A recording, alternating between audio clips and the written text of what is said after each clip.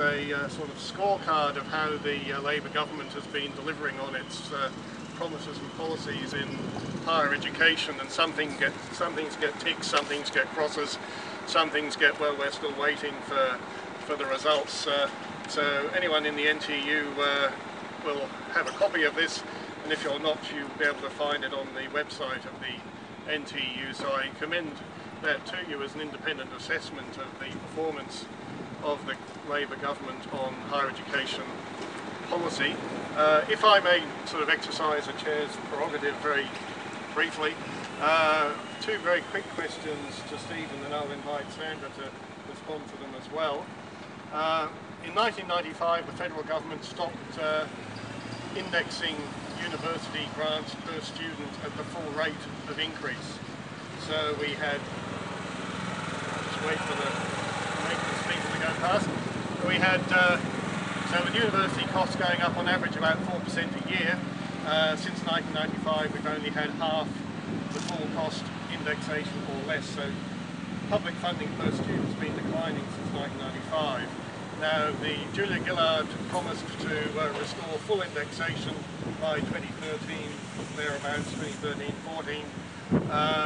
If you're elected as part of a returned Labour government, will you commit to the full indexation, restoration of full indexation as promised in 2007? That's the first question.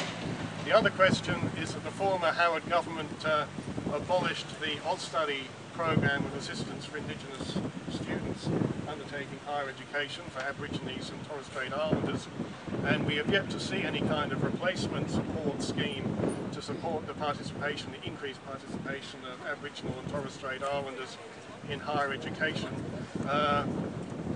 Will a returned Labour government, if it is returned, introduce measures to support increase Indigenous participation in higher education? So two questions: full indexation and support for Indigenous participation in higher education. Thank you for that. I'll have to take bits of those questions on notice and get some more detail on the technical side of what Labor's committing to do at this time.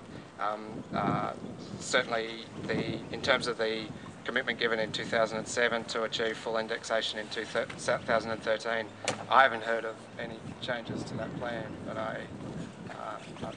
I'm hesitant to, in case there's something behind that question that I don't know about. No? There's no hidden agenda, we just want a commitment. Right. So, certainly, you have my personal commitment on that.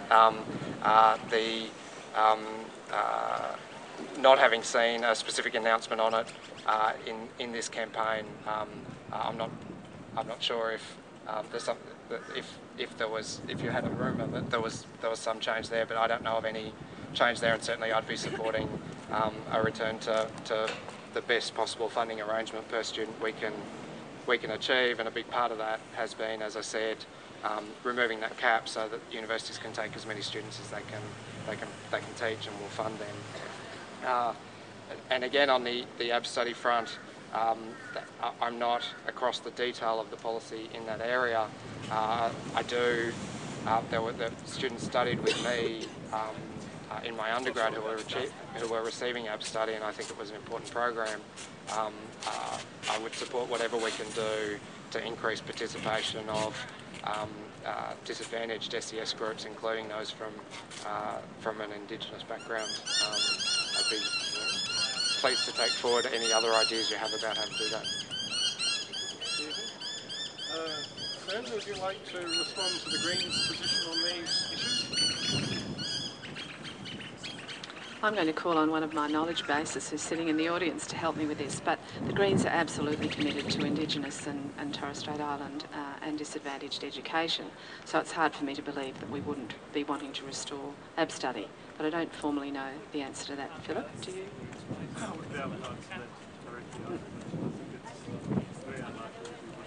It's just a very green type policy. The other one about restoring full indexation by 2013, well, again, do you know the formal line on that? I couldn't give you off the top of my head what it says in the policy document, but we were opposed to abolishing it in the first place, so we want it back. Okay, so the Greens oppose the abolition of that, so it would seem highly likely that we want to reinstate it. I invite other questions from the floor. So I'm a PhD student in the IMB, which is the big research building just behind you. And PhD students there make up slightly under half of all research staff, but PhD students don't really get paid very well, and in fact, out of the research staff budget of that institute, they make up 1.6% of staff expenditure. What's your plan to redress this? It's also perhaps important to note that we really do want top quality PhD candidates because they are our future researchers. While I commend the Labor government for increasing the APA up to $22,000 a year, but it's still not a fantastic incentive, really.